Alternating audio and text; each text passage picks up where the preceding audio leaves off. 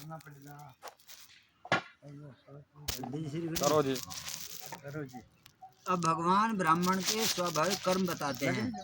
टोपी टोपी, अच्छा टोपी दादी गर्मी ही लगेगी। समो दमेस्तपे शौचम क्षांति राजवम एव च ज्ञानम विज्ञानम आस्तिक्यम ब्रह्म कर्म स्वभावजम। मन का निग्रह करना, इंद्रियों को वश में करना, धर्म पालन के लिए कष्ट सहना, बाहर भीतर से शुद्ध रहना, दूसरों के अपराध को क्षमा करना, शरीर मन आदि में सरलता रखना, वेद शास्त्र आदि का ज्ञान होना, यज्ञ विधि को अनुभव में लाना और परमात्मा वेद आदि में आस्तिक भाव रखना, ये सब के सब ब्राह्मण के स्वाभाविक कर्म हैं। स्वाभाविक। हाँ जी, इसमें कुछ जोर नहीं पड़ा इनको। ये चीज बताइए जो सहज हो सकती है। मन को जहाँ लगाना चाहे वहाँ लग जाए, जहाँ से हटाना चाहे वहाँ से हट जाए, इस प्रकार मन के निग्रह को सम कहते हैं। जिस इंद्रिय से जब जो काम करना चाहे तब वह काम कर ले, और जिस इंद्रिय को जब जहाँ से हटाना चाहे तब वहाँ से हटा लें। इस प्रकार इंद्रियों को वश में करना दम है।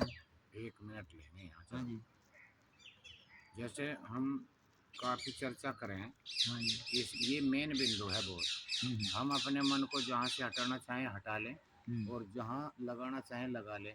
ये एक बहुत बड़ा प्रकरण है, बहुत बड़ा अभ्यास है।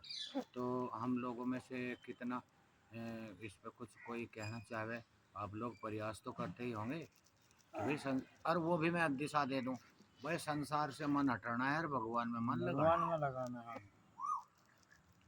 है ना। तो हम लोग कहाँ तक सफल हैं इस बात में, कहाँ लोग पास है और कहाँ लोग फेल हैं।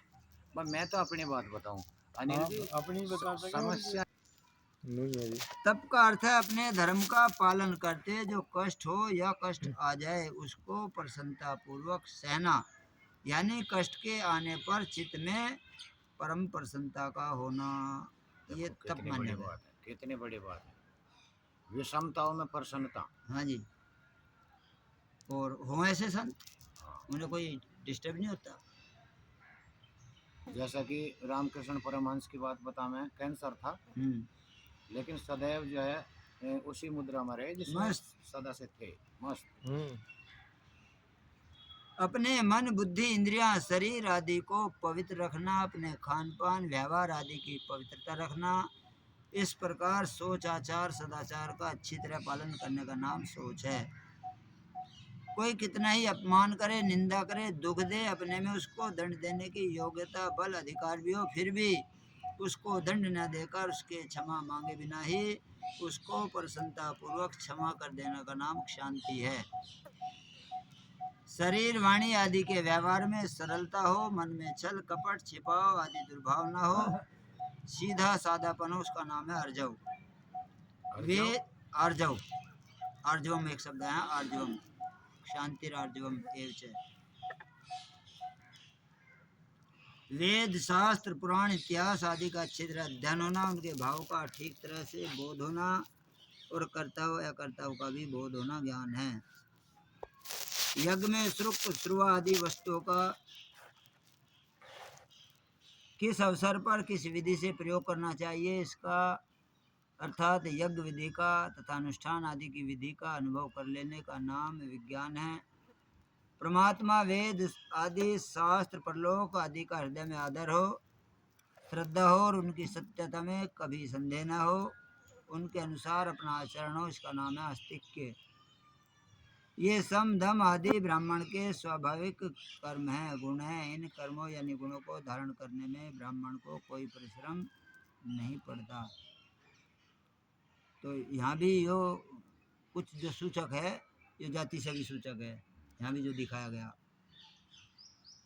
जिन ब्राह्मणों में सद्गुण की प्रधानता है, जिनकी वंश परंपरा परम शुद्ध है, जिनके पूर्व जन्म करत कर्म भी शुद्ध है, ऐसे ब्राह्मणों के लिए ही सम दम आदि गुण स्वाभाविक होते हैं और उनमें किसी गुण के न होने पर या किसी गुण में कमी होने पर भी उसकी पूर्ति करना उन ब्राह्मणों के लिए सहज होता है।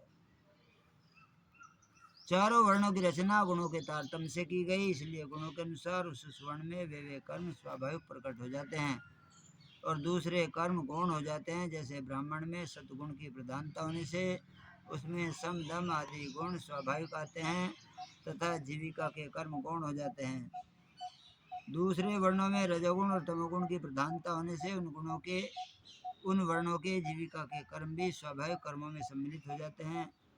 इसी दृष्टि से गीता में ब्राह्मण के स्वभावज कर्मों में जीविका के कर्म न कह करके सम दम आदि गुण ही कहे गए। वर्ण परंपरा ठीक हो तो ये गुण ब्राह्मण में स्वाभाविक हैं, लेकिन वर्ण संकरता आने पर ये गुण स्वाभाविक नहीं होते, इनमें कमी आ जाती है। इसलिए यहाँ स्वभावज कर्म बताए। स्वभावज बनने में पहले जन्म मुख्य है, फिर जन्म के बाद संग मुख्य है। संग स्वाध्याय अभ्यास आदि के कारण स्वभाव बदल जाता है। अब क्षत्रिय के स्वाभाविक कर्म बताते हैं। पहले ब्राह्मण के बताए, अब क्षत्रिय। शौर्यम तेजो धृतिर्दाक्ष्यम युद्धे च पलायनम दानम ईश्वर भावश्च अक्षात्रम कर्म स्वभावजम।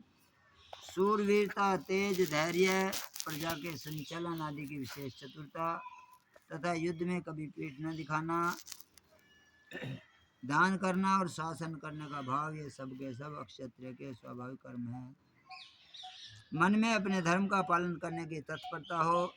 धर्म में युद्ध प्राप्त होने पर युद्ध में चोट लगने, अंग कट जाने, मर जाने आदि का जरा सा भी भय न हो। घाव होने पर भी मन में प्रसन्नता और उत्साह रहे तथा सिर कटने पर भी पहले जैसी ही अस्त्र शस्त्र चलाता रहे, इसका नाम है शौर्य। जिस अतिशोक्ति होगी वह। कभी सिर कट जाएगा तो अस्त्र शस्त्र कैसे चलेगा? वैसे तो कंडीशन यही है, लेकिन वहाँ वो जैसे ऐसे उंगली कट जाए ना और 1-2 सेकंड तक तो पड़ी पड़ी भी उछड़ा है, एक ऐसी भी कंडीशन हो यदि उसका हाथ में समय हथियार है। अब उसे दिख तो कुछ रहा नहीं, लेकिन शरीर में गर्मी है। यदि किसी का गोली मार देंगे तो एकदम निकले, फिर भी चलता चलता ही जाकर गिरेगा। ऐसी भी कंडीशन है। और अब तो ये स्थिति युद्धों की ऐसी दिखती नहीं, उस समय ऐसी कंडीशन रही है।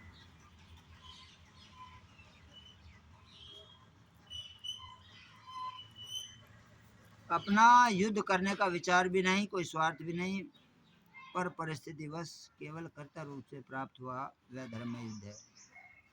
जिस प्रभाव या शक्ति के सामने पापी दुराचारी मनुष्य भी पाप दुराचार करने में हिचकते हैं, जिसके सामने लोगों की मर्यादा विरुद्ध चलने की हिम्मत नहीं होती, लोग स्वाभाविक ही मर्यादा में चलते हैं, उसका नाम है तेज। विपरीत से विपरीत अवस्था में भी अपने धर्म से विचलित न होने।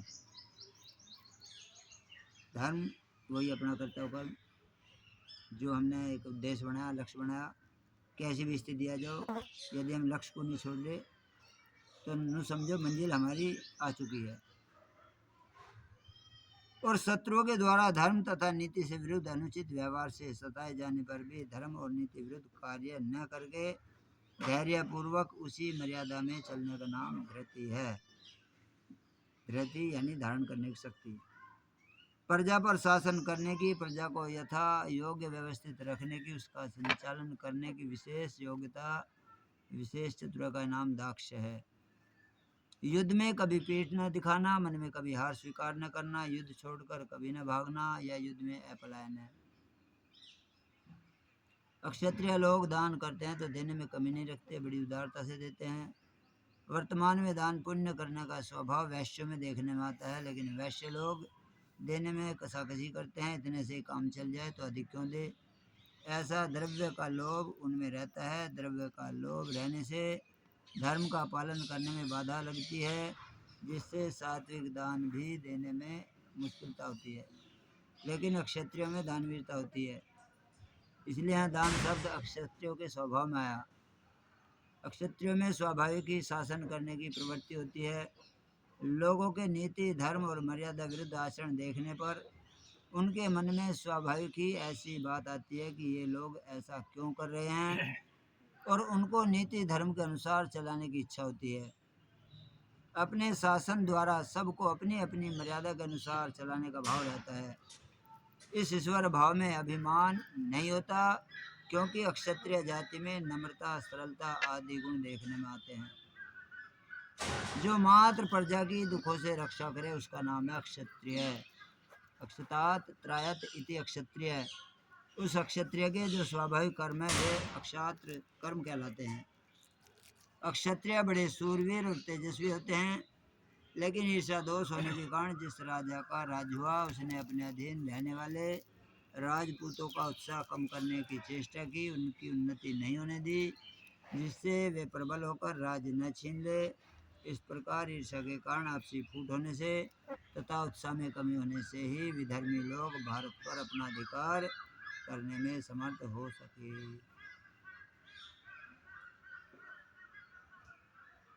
अब वैश्य और शूद्र के स्वाभाविक कर्म बताते हैं। ये दोनों एक में ले लिए गए। पहले ब्राह्मण के बताए, फिर क्षत्रिय के। राम भाई राम राम जी।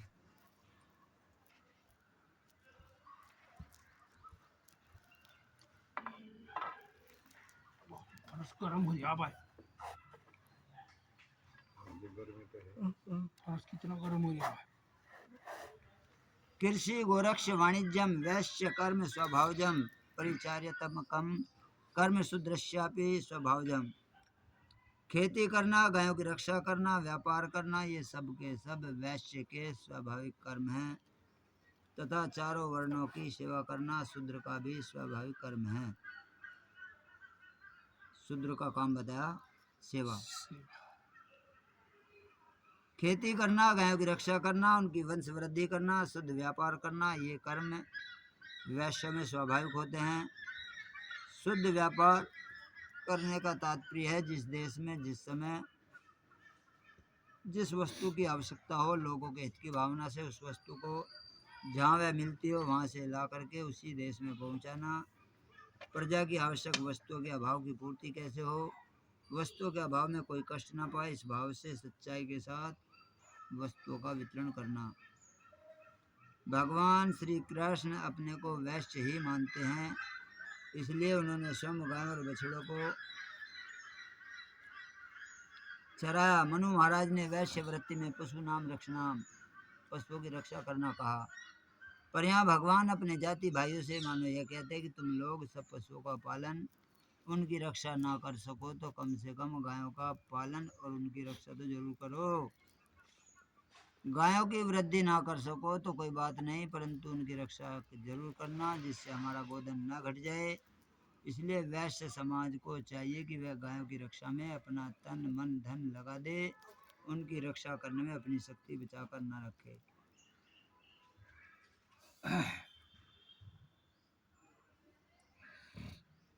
गौ रक्षा संबंधी विशेष बात। अब इसके भी दो अर्थ माने जा।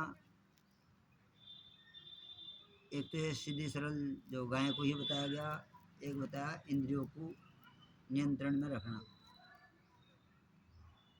अब जो हमें सूटेबल लगे, ऐसा लगे कि इसको हम कर सकते हैं, वो हम कर लें।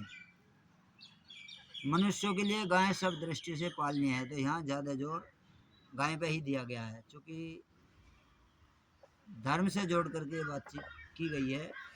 वैसे गीता धर्म को जो है कर्तव्य कर्म से जोड़ती है, लेकिन यहाँ धर्म को हिंदू से जोड़ा गया है, क्योंकि सभी लोग तो गाय के प्रति श्रद्धा नहीं रखते। हिंदुओं पे इसमें विशेष जोर दिया जा रहा, और हिंदू भी इसका दुरुपयोग करते हैं, बस केवल इसके नाम पर अपने आप को ये दिखाते हैं कि हम वास्तव में क्या हैं। इनकी पोल खुलती है जब कोई ऐसी विशेष परिस्थिति आ गया, तब पता चला कि बीफ पार्टी बोली जा, बीफ पार्टी गाय का मांस खाया जा, और वहाँ उस पार्टी में अधिकतर हिंदू लोग पाए जाए। ये जो यहाँ का एमएलए था, क्या नाम इसका, संगीत सोम। हाँ सोम, संगीत सोम। इसका बहुत बड़ा नाम आया था इस मामले में कि इसका भी इनमें हिस्सा है, और ऐसी बहुत नेता लोग हैं जिनके इनमें हिस्से रहे। बहुत महंगा बिका है विदेशों में। बीफ पार्टी बोल रहे हैं इसे।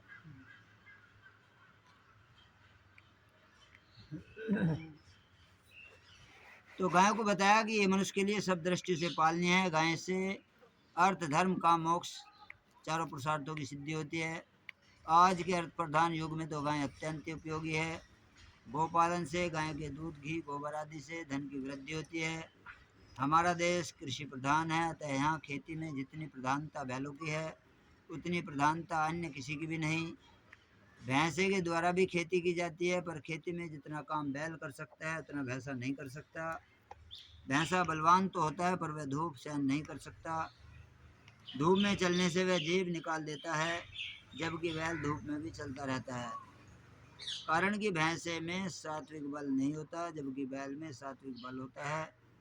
बैलों की अपेक्षा भैंसे कम भी होते हैं। ऐसे ही ऊँट से भी खेती की जाती है, पर ऊँट भैंसे से भी कम होते हैं और बहुत महंगे होते हैं। खेती करने वाला हर एक आदमी ऊँट नहीं खरीद सकता। आजकल अच्छे अच्छे जवान बैल मारे जाने के कारण बैल भी महंगे हो गए, तो भी वे ऊँट जितने महंगे नहीं। यदि घरों में गाय रखी जाए तो बैल घरों से ही पैदा हो जाते हैं, खरीदने नहीं पड़ते। विदेशी गायों के जो बैल हैं वे खेती में काम नहीं आ सकते, क्योंकि उनके कंधे न होने से उन पर जुआ नहीं रखा जा सकता। ये देख लो कैसी कैसी बात बताई। गाय पवित्र होती है, उसके शरीर का स्पर्श करने वाली हवा भी पवित्र होती है। गाय के गोबर गोमूत्र भी पवित्र होते हैं। गोबर से लिपे घरों में प्लेग, हैजा आदि भयंकर बीमारियां नहीं आती। इसके सिवाय युद्ध के समय गोबर से लिपे हुए मकानों पर बम का उतना असर नहीं होता जितना सीमेंट आदि